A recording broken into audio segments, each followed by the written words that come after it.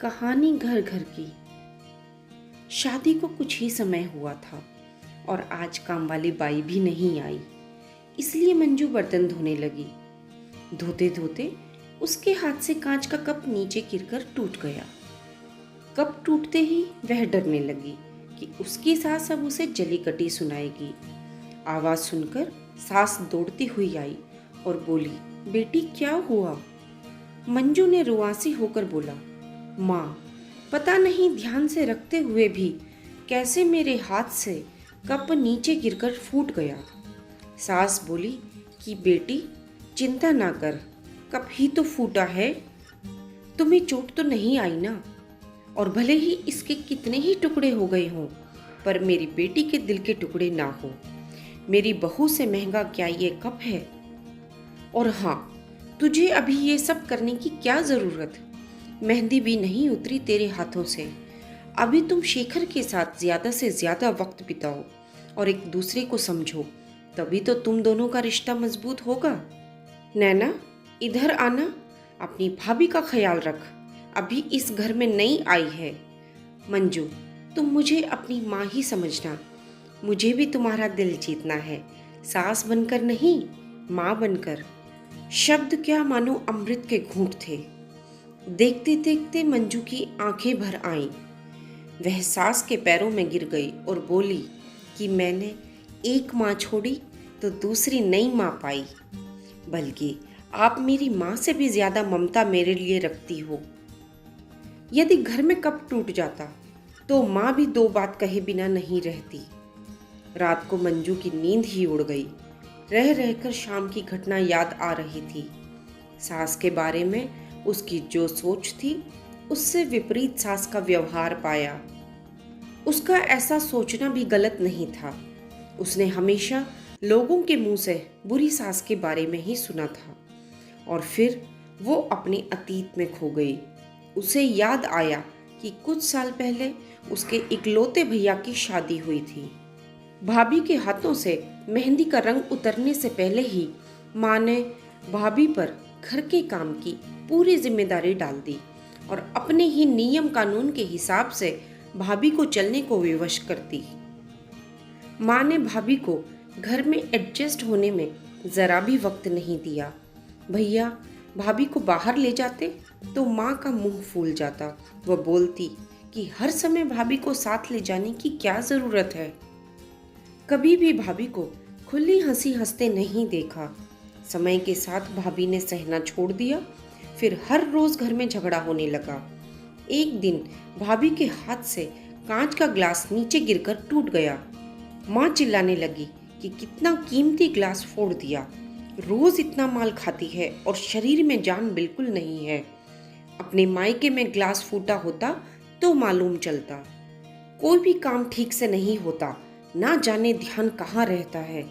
भाभी ने भी कड़क कर जवाब दिया कि हाँ, मैं तो बैठी बैठी खाती हूँ, आप तो खड़ी खड़ी खाती हैं। जब से आई हूँ तब से रोज दो चार जली कटी ना सुना दो, तब तक आपको चैन नहीं पड़ेगा।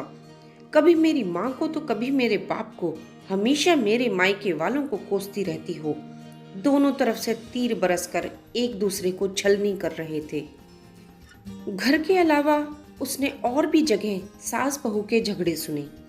ये सब देखकर मंजू शादी के नाम से ही कतराने लगी, पर माँ बाप के कारण शादी करनी पड़ी और एक अनजाने भय को लेकर ससुराल आ गई। पर आज की घटना से उसकी सोच ही बदल गई कि हर एक सास बहू में ऐसा नहीं होता है। नींद न आने की वजह से उसने सोचा, चलो थोड़ी देर माँ से बात कर लूं। माँ ने इतनी रात को उसको फोन करते देखकर बोला कि मंजू, सब कुछ ठीक तो है ना? कहीं दामाद जी या सास ननद से झगड़ा नहीं हो गया? वह बोली, नहीं माँ, ऐसा कुछ नहीं हुआ है। मालूम है माँ, आज मेरे हाथों से कप नीचे गिरकर टूट गया। तभी सास आ गई और मंजू कुछ आगे बोलती, उसके पहले ही माँ ने बोलना शुरू कर दिया, बेटा, फिर तेरी सास के चिल्लाने पर तूने अच्छा सा जवाब दे दिया ना? हाँ बेटा, कभी भी दबकर नहीं रहना, तू भी पढ़ी लिखी अच्छी लड़की है, तुझ में कोई कमी थोड़ी ही है जो सुनेगी। तभी बात को काटते हुए तेज आवाज में मंजू बोली कि माँ अब बस करो, मैं अपनी दूसरी माँ के खिलाफ कुछ नहीं सुन सकती। माँ सहम गई और बोली, तू ये क्या बोल रही है? हाँ माँ, आज मेरे हाथों से जब कप गिरा तो सासू माँ ने सारी बात बताकर अंत में मंजू ने बोला, अब तो आप समझ गई ना सारी बात। और हाँ, सास ने सिर्फ बोलने के लिए नहीं बोला, वह वाकई में नैना की तरह मेरे से व्यवहार कर रही है। माँ, एक बात कहूंगी, आप बुरा तो नहीं मानेंगी? हाँ बोल बेटा। माँ, काश आप भी मेरी नई माँ की तरह भाभी के साथ व्यवहार करती तो शायद भैया भाभी अलग घर में नहीं होते। माँ, मेरी सास ने शुरू से ही अपने प्रेम से नींव मजबूत कर ली, तो उस पर टिके परिवार में मजबूती कैसे नहीं आएगी। आज माँ को महसूस हो रहा था कि वो नहीं बल्कि मंजू उसकी माँ बनकर उसे अच्छी सीख दे रही है। माँ को गलती का एहसास हो गया। मंजू आगे कुछ बोलती उससे पहले ही माँ ने कहा, मंजू, अब जब तू यहाँ आएगी तो यहाँ पर भी पूरे परिवार की नींव में मजबूती पाएगी। अब फोन रख, मुझे बेटा बहू के स्वागत की तैयारी करनी है। शादी के बाद नई जिंदगी की शुरुआत में अगर आज सास समझदारी से काम नहीं लेती, अपनत्व नहीं जताती, तो शायद शुरुआत की नींव ही कमजोर होने से पूरी जिंदगी आपस में दरार पड़ जाती।